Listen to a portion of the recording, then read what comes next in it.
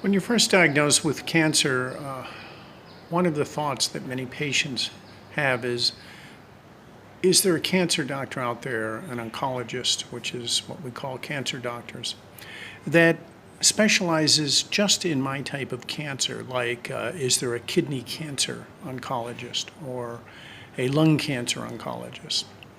And the answer is no. They don't generally specialize in one particular type of cancer. However, there's some doctors that sometimes will say they're a breast cancer specialist. So maybe they also treat other types of cancer, but they tend to focus on breast cancer. Now, one of them might be Dr. Susan Love. She wrote a wonderful book about 20 years ago called Dr. Susan Love's Breast Book. And if you have breast cancer, I would highly recommend that book. I'm showing it on the screen now. What I'm showing is the second edition, the book that I read. It's already up to the 6th edition now, and you can pick it up for about 20 or 30 bucks, on one of those, Amazon or one of those booksellers, Barnes & Noble. You can even pick up a used copy for very little money.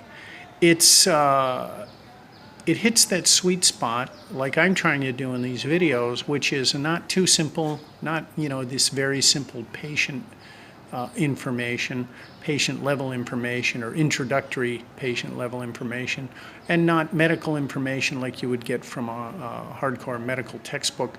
It's somewhere in between, so it gives you a lot of good information with a lot of detail and really helps you understand what's going on. So it may be that Dr. Susan Love, if she's still practicing, sort of focuses on breast cancer, and there may be other doctors you could find. But generally speaking, the way oncology works is you have three main types of oncologists. The radiation oncologist, and so that's a doctor who specializes in using radiation therapy to treat cancer. So that kind of doctor treats all types of cancers using radiation, and I'll talk about that in another episode, what radiation is and how it works and so forth. Then the next type of doctor is the surgical oncologist. Now, sometimes your surgery will be done by a regular, let's call him general surgeon or a thoracic surgeon. Sometimes it might be done by some subspecialty of surgery. But if you can find yourself a board-certified surgical oncologist, then that's a pretty good thing, because they not only are surgeons with all the unbelievable amount of training that entails, but also they have actually been trained specifically in oncology or how to deal with cancer. The third type of doctor is what most people call their oncologist. So when they say my oncologist this, my oncologist that, they're usually talking about their medical oncologist. The medical oncologist is the doctor that treats cancer with medicine. And of course, that often means chemotherapy, but also hormonal therapy or immunotherapy and so forth, biologicals, as they call them, biological therapies. And also, the medical oncologist tends to be the chief executive officer of your case, and he may farm out the surgery to a surgical oncologist or a general surgeon who is skilled enough at what they need to be done. He may also bring in a radiation oncologist if you, for instance, need radiation after your lump has been removed by a surgeon. And so the medical oncologist tends to be the person who is leading the case, the central focus of your treatment. And that doctor will bring in specialists as needed.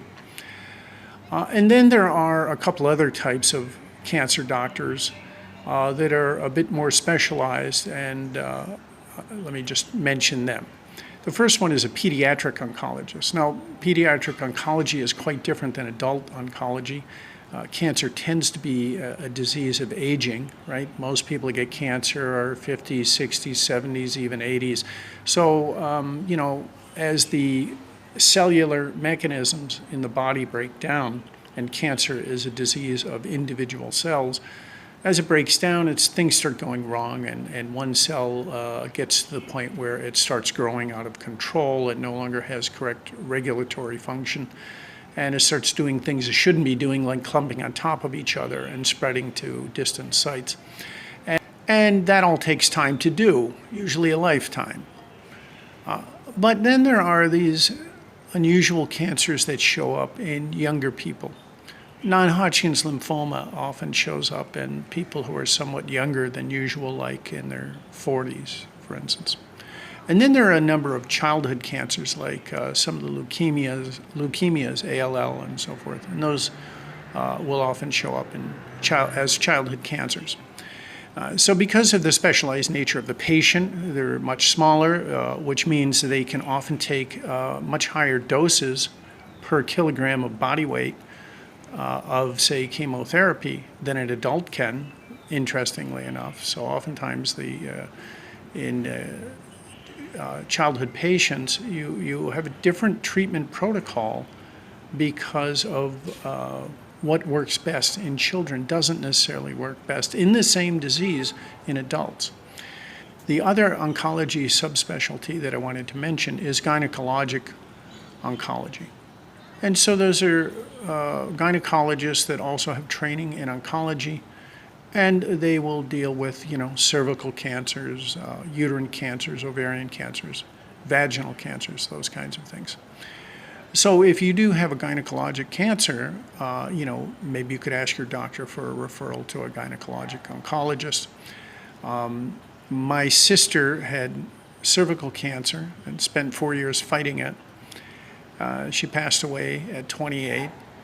And years later, when I was working for the National Cancer Institute at the Cancer Information Service, we have a lot of resources there. And one of them was a medical textbook, a small, compact book called Handbook of Gynecologic Oncology by M. Stephen Pye. And he was my sister's doctor. And at the time, I didn't really get it. I didn't really realize who this guy was. But years later, it made me feel good seeing that he had written an entire book on gynecologic oncology, in the sense that I recognized that at least my sister was getting the very best treatment, most likely, that she could get. And so it wasn't like she passed away for want of not trying or for not getting the best medical care she could possibly get.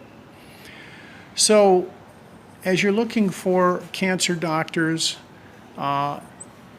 it depends on what kind of cancer you have and what your medical situation is. Whether you're just going to need surgery, oftentimes the primary treatment is simply surgery.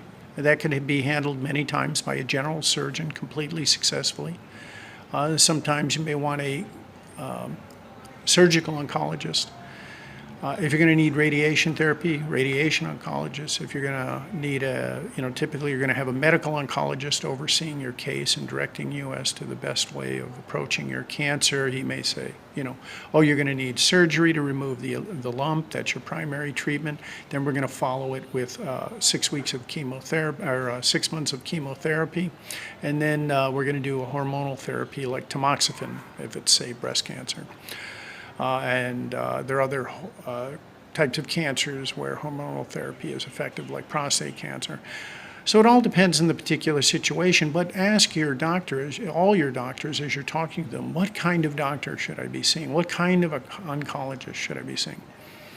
All right, I hope this was helpful. See you in the next video. There's one other type of oncology specialist that I forgot to mention, so let me add that here.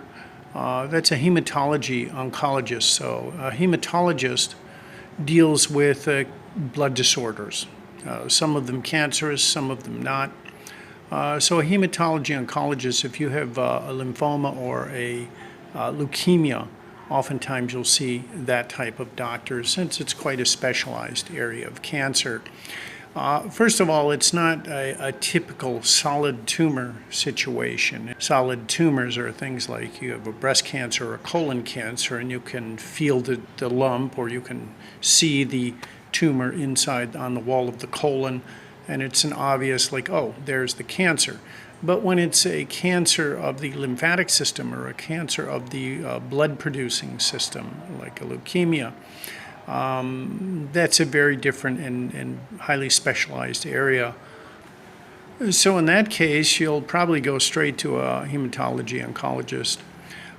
You may have to have surgery first to remove a lump in your armpit if you have swollen lymph nodes or something. And when they first start checking things out, trying to figure out what your problem is, they may remove that and see if there are cancerous cells in there. But they've spread from somewhere else in the lymphatic system or some other situation like that.